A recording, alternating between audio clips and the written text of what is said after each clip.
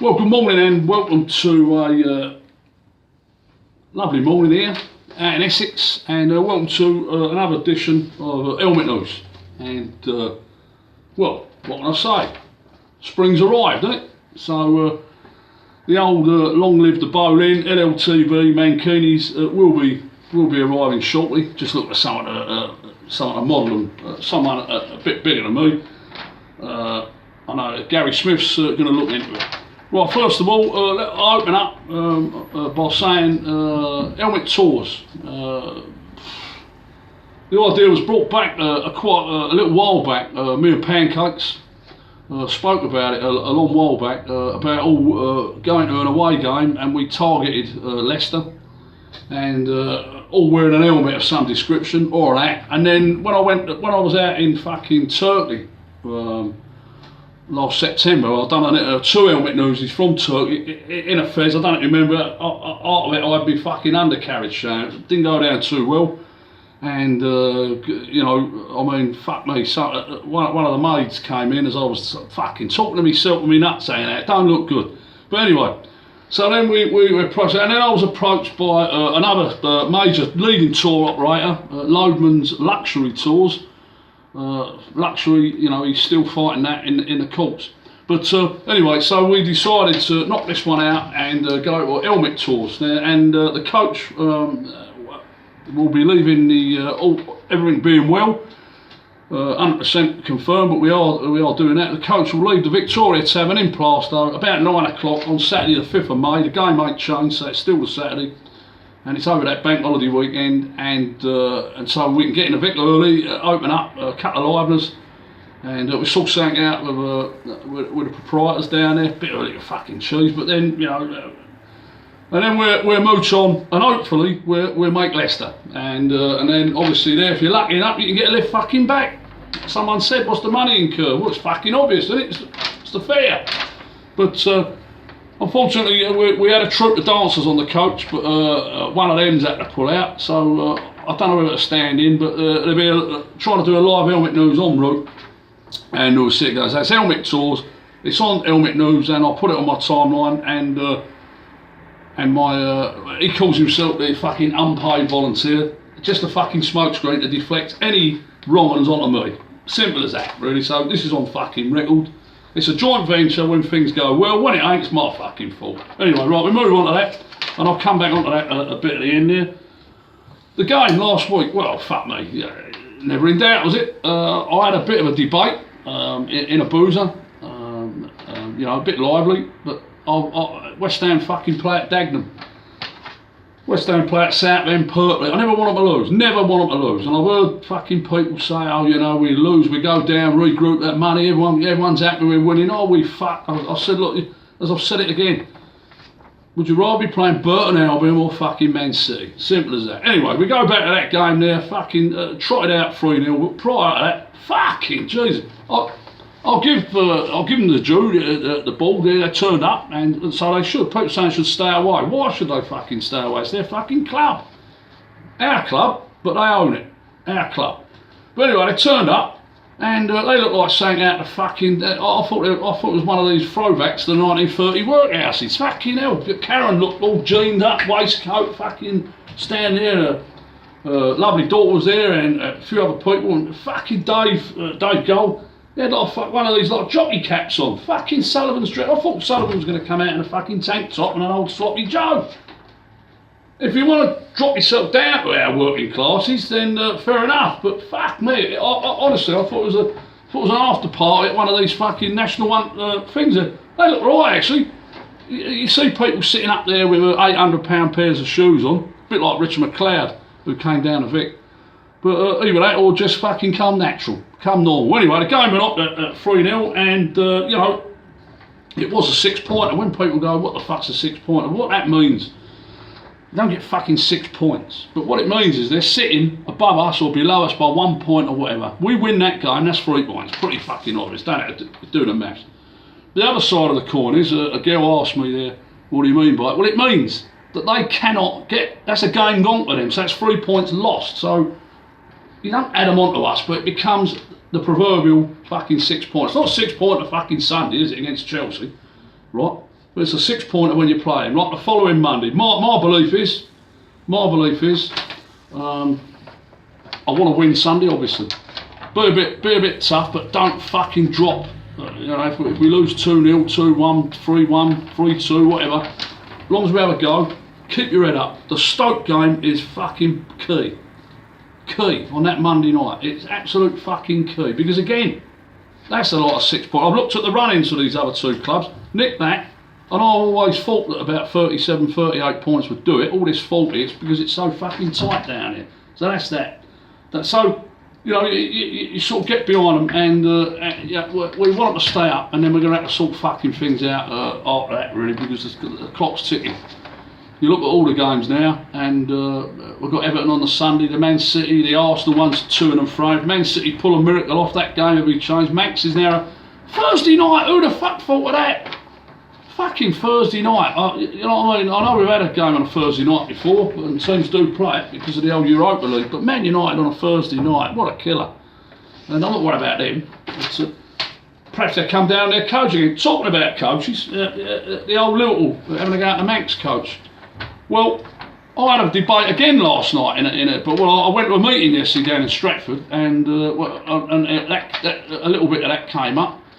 But I had a meeting, not a meeting, I went out last night for a glass of beer. I was talking to a couple of geezers there, and one being a Yid actually. It's hard to talk to him, but you have to when he's your fucking brother-in-law.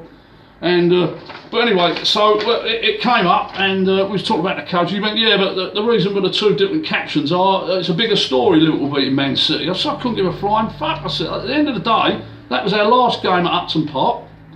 It was supposed to be a joyous occasion. People got a bit exuberant. I was there. I left the Brit, went down there. Me and John, me and another couple. I won't mention his name. He knows who he is. JB and a couple of other fellas. Still got the photos. And we were there. And it was just a bit fucking rowdy. You know, nothing toward. Back page of ours, outrageous. Fucking smashing this coat all over it. Liverpool do far worse. I don't mean far worse as in I'm fucking in all the fucking flares and all. Anyway, same old West Ham taking the piss. It's a bit like the so-called proverbial pitch invasion. I know you're not supposed to encroach on the field of play, but fuck me, Wigan knocked Man City out. They're all on the pitch, fucking offering Man City out. I spoke to a Wigan fella the other day on the internet. I tracked him down. And I spoke to him on social media and that, and he said no. He said they got their knuckles wrapped, but it was put down as overzealous fucking stuff. Overzealous, fucking hell. Anyway, it just shows you, doesn't it, really? Right, go on to that one. I've been looking at something there. Where are we doing at the time? I've been looking at something here, and I keep hold of these old bubbles mumping. I've got one here in fucking August 2016. There's a couple of bits in here. A couple of bits that make you fucking smile, actually. Beautiful woman, Bianca Westwood, who's a Sky reporter, West Ham supporter. I read her page, but the bit that took me was in that season, yeah, we're finished 5th or 6th. Well, that didn't happen there, did it? What? So then we moved back on again. I like Bianca, actually, one of the best Amorettes.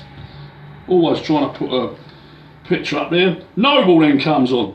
We're going to compete with the Premier League giants. Now, Noble, he's made a couple of fucking speeches and turns around and says he was asked to say it. Bullshit. Right, I can't have him quoted in a magazine, Bubbles Monthly, and be on telly and come out with all this and then turn round when it goes tits up and say he was told to say it. Fucking bloke said it. Simple as that. He's gone right off my ball anyway, for what happened the other week.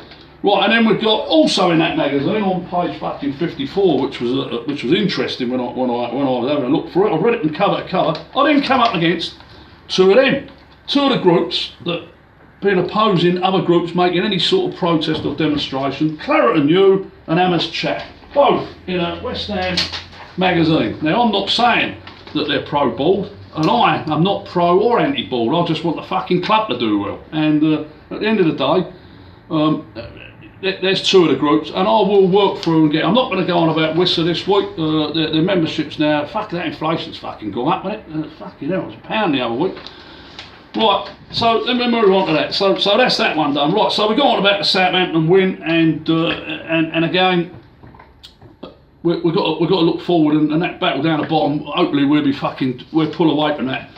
and we can start again. I firmly believe there should be clarity for the board for next season. They should come out and fucking say exactly what money they've got. I don't mean for the fucking penny, what they're paying a fucking cleaner in the toilet, but what they've got in the kitty to spend on people. Because to keep something in your locker but not tell anyone, and then go to every man and his fucking brother on Twitter, we're going to him, we're going to him, you know, we're going to him, you know, fucking hell.